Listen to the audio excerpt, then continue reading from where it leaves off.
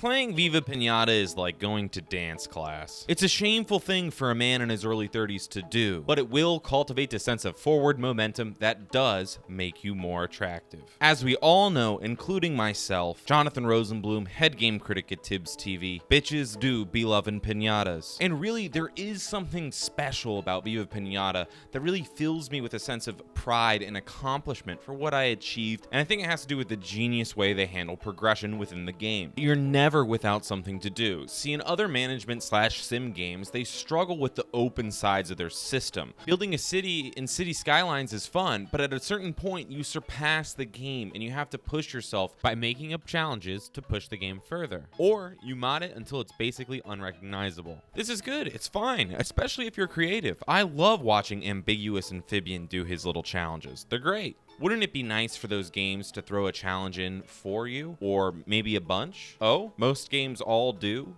Oh. I still think Viva Piñata does it very, very well. When they originally pitched the idea of Viva Piñata to the Xbox studio executives, the narrative director at Rare wanted to bring that feeling of traditional Mesoamerican tenant farming as the player character settles the plains of South America. However, Microsoft vetoed the idea and said to remove the gore and blood from the game, make it about candy and piñatas in order to target fat kids, the greediest of children. And those anti-capitalist ideals are still there. They're just hidden inside a Trojan piñata. You start the game by clearing the rubble of the former farmer's house, which was burned down and his children killed after he missed a rent payment. As you break the debris, you're left with dirt. And that dirt attracts a worm. And now you have something to live for under the oppressive boot of capitalism. So you learn about the piñata, you see what you can do to make it happy. Look at that, a requirement for grass. So you add some grass, and boom, what do you know? A mouse comes in, which in turn makes a snake come in to eat the mouse. And now you have 3 reasons to live.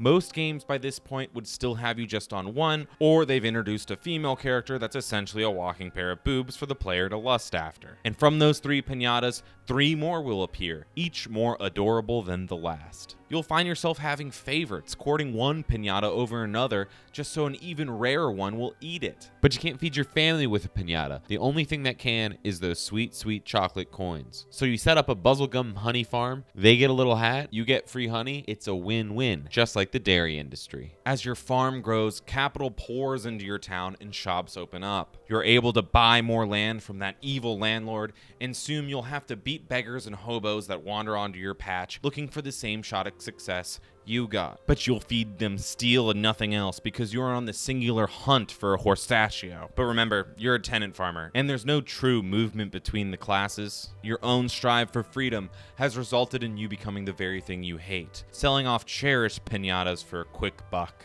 and making breeding programs that encourage debilitating mutations, all for more money, for more piñatas, for your own sick menagerie. And all of this starts with clearing your own patch of dirt for a worm. There's no real structure, but still it's this kind of natural growth and progression that RTSs, city building games, and survival horror games could learn from. And you will need to attach yourself to these piñatas for you to get the full experience of the game, but luckily that's easy to do because they're cute as fuck. It is so cool to pick up an old game and have it grab you and empower you to create those goals in a way that modern games struggle with. It's Viva Piñata, and it's filled with fun. With the Game Standard here at TibsTV, I'm Jonathan Rosenblum.